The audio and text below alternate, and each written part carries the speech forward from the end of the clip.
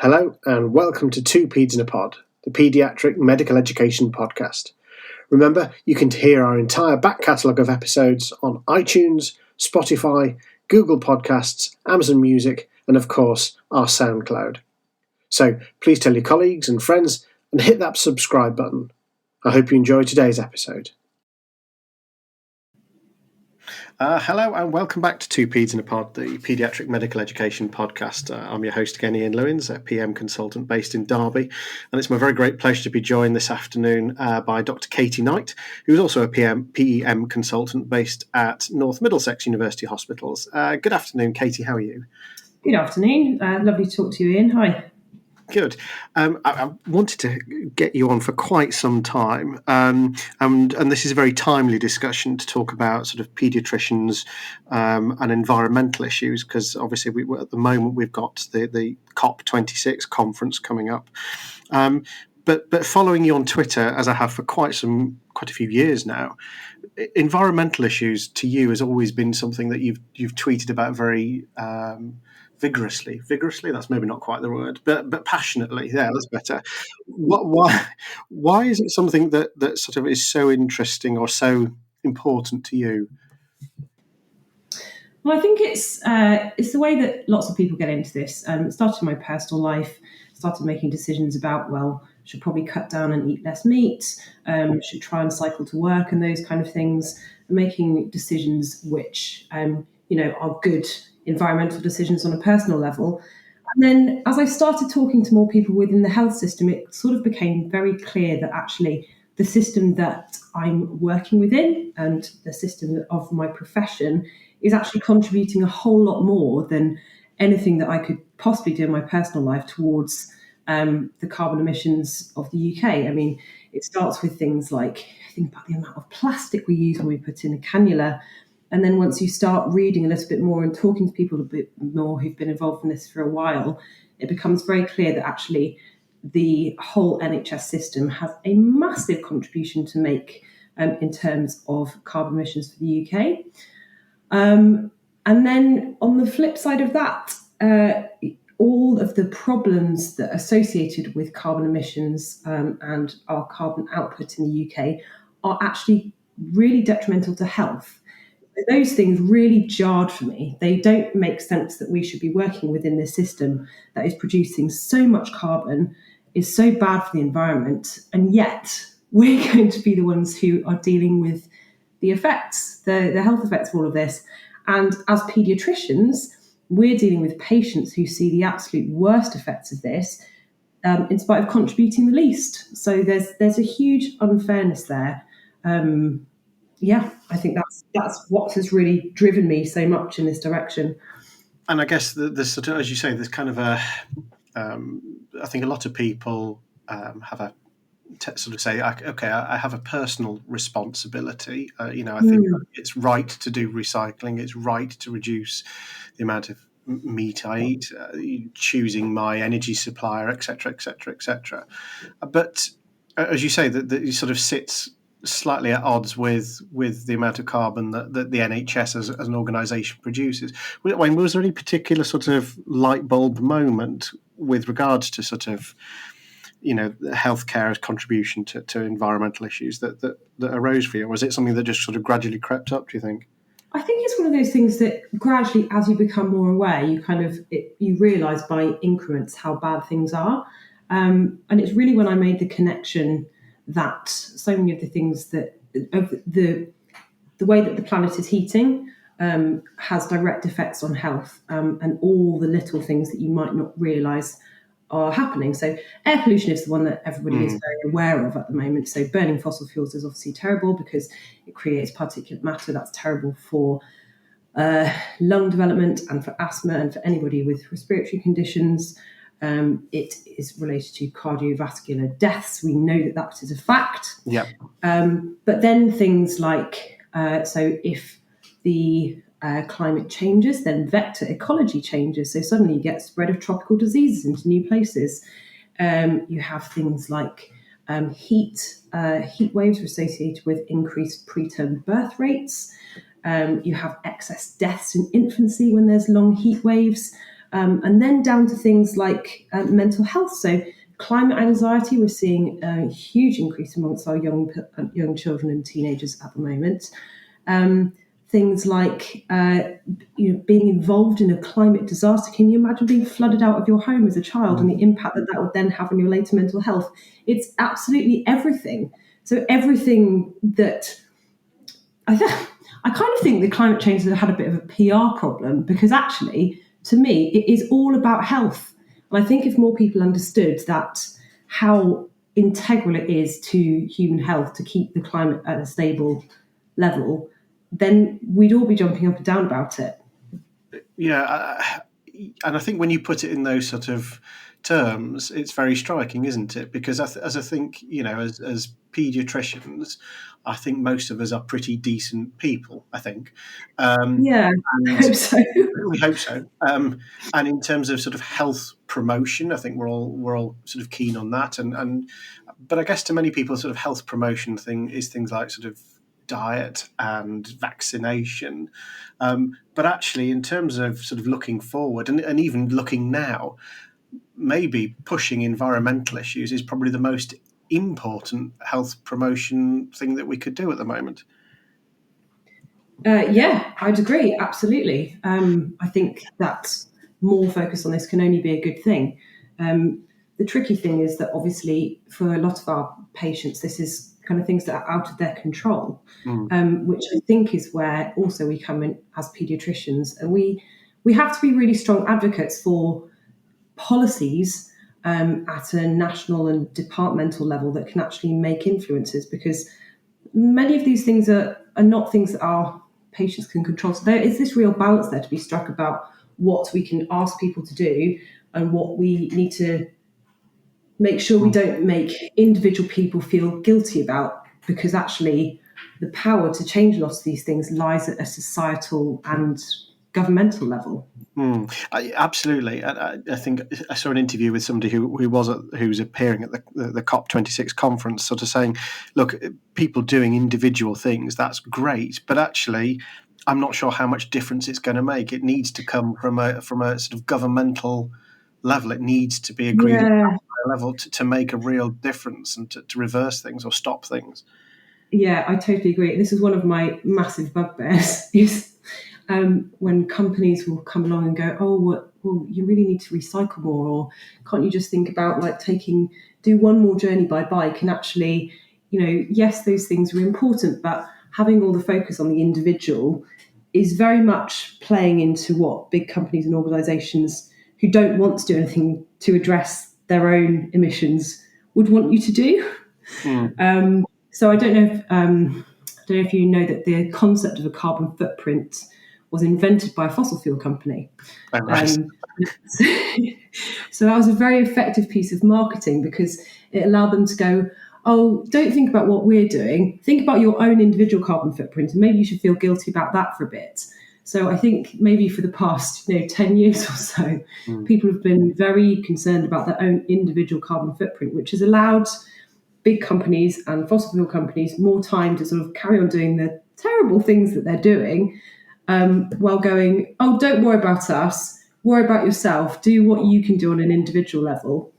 And yes, individual actions all add up, and we should be aware of the choices that we make individually, but we can't let big polluters off the hook. And that's something that I really hope will come out of COP.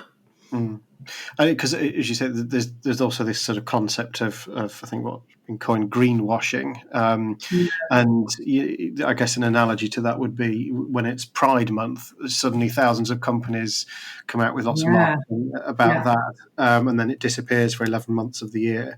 And I guess there's sort of probably a similar idea of greenwashing with many companies at the moment. Yes, there's been some quite high-profile greenwashing at the moment. Shell has been sponsoring exhibits at national galleries and things like that for a few years now. And there's recently been a little bit of a stir at the Science Museum. So the Science Museum has a new green energy gallery, which is opened this week. And they have chosen to partner with a fossil fuel company with the green arm of a fossil fuel company, we should say, but the larger conglomerate is currently building one of the biggest coal mines in Australia. So it's a real conflict of interest. And I think that fossil fuel companies are very keen to position themselves as the saviour, where actually, that yes, they might be spending a couple of million on, X renewable project over here, but actually the vast majority of their money is still going into new oil and gas fields. So it's hugely hypocritical. But yeah, the concept of greenwashing is saying, oh, look how good we are. We're sponsoring the Science Museum about green energy. Well, yes, let's not talk about the rest of our operation, which is very heavily oil and gas. So let's sort of bring it back down to maybe kind of our local organisational levels, because I think maybe for some people might go, yeah, okay, you've persuaded me that actually environmental issues are important to paediatricians, and yet maybe I hadn't thought about it in those terms. But what can I do at a sort of trust level, organisational level? Yeah, absolutely. Do you have any thoughts on that? Yeah, so it's big, isn't it? So I think that the whole thing is very macro, and I think it's important not to lose sight of how big an issue it is and how much it will affect absolutely everything. But focusing too much on that means that you then kind of get a sense of helplessness, and I think having a sense of helplessness is what we absolutely have to avoid at the moment, because we need everybody. We need everybody to take every action that they can, because there is still hope. There will always be hope as long as people are taking action. So on a personal level, what can we be doing? So I think dividing it into kind of like personal choices, things that you can do as a department, things you can do as a hospital. So don't underestimate the impact that your personal choices can make. So things like behaviour change. If you're choosing to reduce your meat intake or choosing to take the train on holiday rather than fly, tell people why you're doing that. Tell people why you've chosen to make that choice, because behaviour change does drive behaviour change around you, which is obviously a good thing. As a department, one of the most effective things that I think that we can do that's kind of like already in our wheelhouse is quality improvement. And the Centre for Sustainable Healthcare has a specific module and courses about sustainable quality improvement. So that's integrating green ideas and sustainability into your quality improvement project, which we all know we have to do anyway. So why don't we include an extra dimension and really think about the carbon footprint of whatever sustainability project we have going on in the department? Really highly recommend doing that course. Then slightly bigger as a hospital. So I think there's a huge amount of power in going as a group of paediatricians, a group of clinicians, to your chief exec and saying, this is what we care about. This is something that's going to affect the children in our hospital. This is something that's going to massively impact health inequalities that already exist. We care about this. What are you doing? And, there are trust execs who have changed their mind on declaring a climate emergency because they've been approached by clinicians. And as paediatricians, it's fantastic now because we now have the RCPCH position statement to back us up. So RCPCH released a position statement on sustainability and climate change last week. Yeah. Very much encourage everybody to read that. But the 3 points that came out of that were: number one, ensure that child health is a central theme in all climate change policy decisions. Number two, prioritise the delivery of a rapid and just transition away from fossil fuels. And number three, targeted investment in climate resilient, low carbon and sustainable health and education services.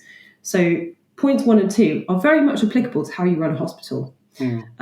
And I think going as a group of paediatricians with that to your chief exec and saying, this is crucial, what are you doing about it, is a huge way to make local change. Absolutely.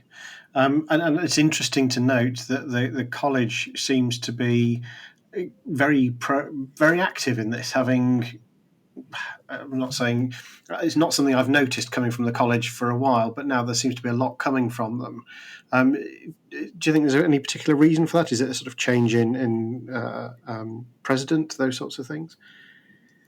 I think Camilla Kingdon's leadership has been really crucial to this. When a group of us went to the AGM a couple of years ago and said, we think the college should declare a climate emergency and this is why, she was always very receptive. And I think that really the senior members of the college has seen what a priority this is for child health. And it very much fits along with the work the college is already doing about health inequalities. So I think it's all coming together in a really nice way. And it's something I'm delighted to see the college take leadership on this. I think that we absolutely should be at the forefront of what's happening with climate change policy. And I have to say, I've not noticed it, but are you aware of any other colleges sort of taking this on, or is it just the pesky paediatricians at the moment? It's not just the pesky paediatricians, and we weren't the first. RCGP have also done some very good work in this area, and they've been quite vocal about things like there was a fossil fuel company who was going to hire the RCGP headquarters in London, which was met with a bit of outrage by members. So there are other colleges working in this space, but I think that we're right at the forefront at the moment, which I think is where we need to be. Yeah, absolutely, and it's really noticeable how much sort of the college seems to be going towards that sort of concept of social justice, and it really is. I'm really, really proud to be a member of the RCPCH at the moment. Yeah, absolutely. I mean, just the various stances the college has taken over the past year about things affecting child health have been really fantastic to see. So, and I think that's where we need to be as a college. Like that's what we should be doing. Yes, I guess one of the challenges about quotes going green is that it's often perceived as expensive, and we can't afford to do this, because I guess if I sort of say to my trust we should be doing X, Y, and Z, they may well turn around and go, we can't afford to. Yeah, that's always the challenge, money, isn't it? I think the counter to that is that some of the things require a short-term investment for long-term gains. Some interventions are actually cheaper. And a lot of green healthcare is about doing less healthcare, because actually keeping people healthy and out of hospital is by far the biggest carbon-saving intervention that you can do. And the other argument to make in a very large scale is that dealing with the problems that climate change will cause is going to be far more expensive in the long term than kind of mitigating in the meantime and putting in things to stop the worst case scenarios happening. Yeah.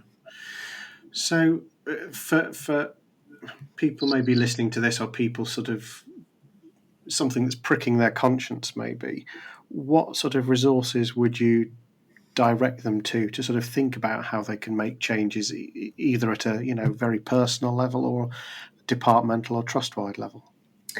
I think that the first place is we're creating a hub on the RCPCH website for lots of climate change resources, which will be growing over the next few months and years. Excellent. Which will be really exciting to see. There'll also be tools for things like, so for example, the Royal College of Emergency Medicine has started a green framework for emergency departments. We're very much hoping that the RCPCH will have that as well, which can plug into a number of different projects. And then, as I mentioned previously, the Centre for Sustainable Healthcare runs a number of different courses, which I think are a great introduction to this space. So one is about sustainable quality improvement, one is about carbon footprinting for healthcare, that kind of thing. And then people who are interested, please to email the Climate Change Working Group address, which I don't have off the top of my head, but please share it at the college, because currently collating a list of people who are interested for the next stages of action that the RCPCH will be taking in the next couple of years. Yeah. Excellent. That's been really interesting, Katie. And I think for those people who go, do you know what, this is not really, as a paediatrician, I've got so many other things to worry about and think about. Hopefully, it will make people start to just think, actually, rather than why should I, there is a, well, how can I possibly not afford not to think about these issues? Yeah, absolutely. And I think for me also, it's quite easy to feel despair about everything that's going on. But as soon as you start becoming involved in these networks and people taking action, doing amazing proactive campaigning and things like that, the whole thing becomes a lot more positive. So I would encourage, especially anybody who's feeling a bit doomy about the climate, to start getting involved and doing something about it. It's the best antidote. Perfect. Well, that's an ideal way to end the podcast. So, Katie, thank you so much for your time. I really appreciate it, and I look forward to seeing more of your tweets going forward about environmental issues, because that's really, really important and really useful. Thanks very much, Ian. Thank you. Thanks for taking the time to download our podcast this week. If you enjoy our podcasts, please tell your friends and colleagues, and subscribe to us on Spotify, iTunes, Google Podcasts, Amazon Music, and of course, our SoundCloud. Thanks for listening.